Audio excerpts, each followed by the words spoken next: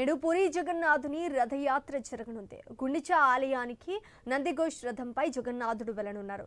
తాళధ్వజ, దప్పల ధరణ రథాలపై బలభద్రుడు, సుభద్ర వెళ్లనున్నారు. రథయాత్రల వేడుకలకు 15 లక్షల మంది భక్తులు వస్తారని అంచనా వేస్తున్నారు. భారీగా ఏర్పాట్లు కూడా చేశారు.